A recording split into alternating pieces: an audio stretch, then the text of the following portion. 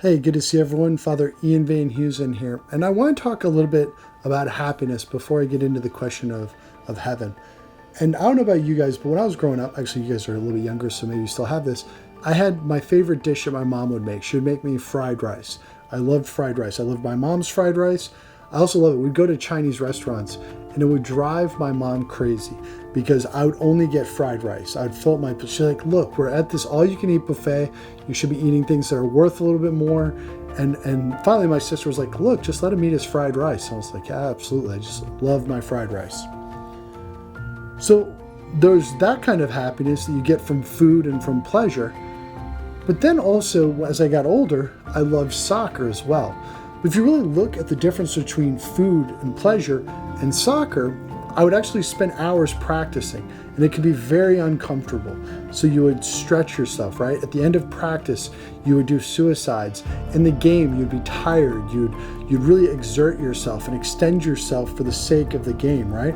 And so that was a different kind of happiness, the thrill of victory, the agony of defeat, as they often say. So there's a sense that there was a kind of happiness that came from something that was a little bit deeper, that was sports.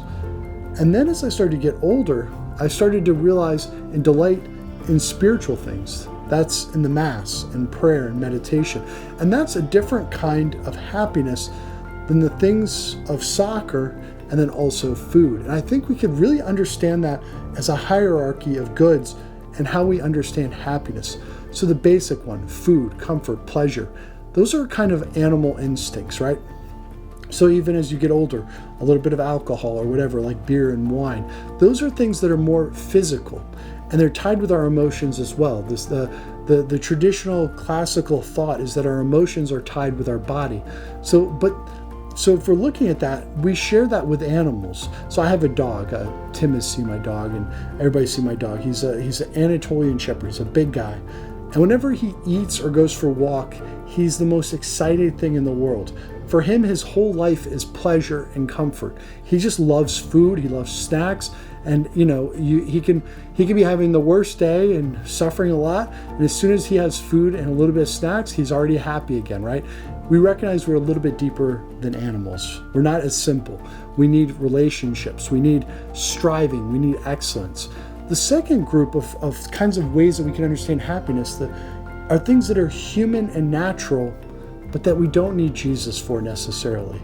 So you'll notice around you in the culture, you'll notice in the broader world, there are many people who strive for excellence. They may be good at what they do, folks like Elon Musk or these other people who have a lot of good qualities to themselves. They're not living according to God's law, but they have a lot of natural good qualities, and they have a relative amount of happiness. That is, they have friendships, they have relationships, they have meaningful careers, and you can see that with a whole group of people. But that happiness, again, is very limited. It's not the fullness of happiness. And the way I would say this is, can you be happy on your worst day? That is, can you be happy if you lose your job, you lose everything, you're suffering, you're in pain? You might be saying, well, how could you be happy in those situations? I often give people this exercise. I say, imagine Jesus on the cross.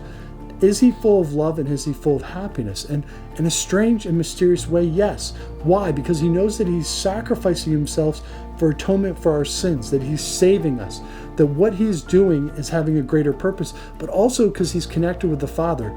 Jesus is God. He's equal with the Father for all eternity in the Holy Spirit.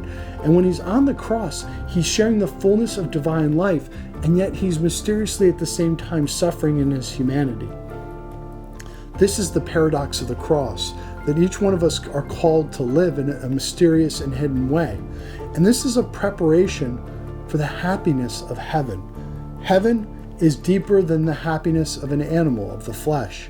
It's deeper than the happiness even of friendships and relationships. It's a spiritual happiness that no eye has seen nor ear has heard. Now, the book of Revelation allows us to imagine a golden city, a city that's perfectly square, where God shines light, brilliant light. We see all those different descriptions of heaven, but I want you to meditate that you're not created for this world, that your happiness must be grounded in Jesus Christ, not in the things of the flesh, not in the animal instincts, not even in the things that are proper to humans, but in a deeper spiritual way. The heights of this happiness in this world is the mysterious gift of contemplation. That is when we rest with the Lord. When we learn to, and this gift is a great gift of God's grace that we should all strive after. And it takes years of entering into silence and solitude. And it's in anticipation of the glory of heaven. Do you want to go to heaven?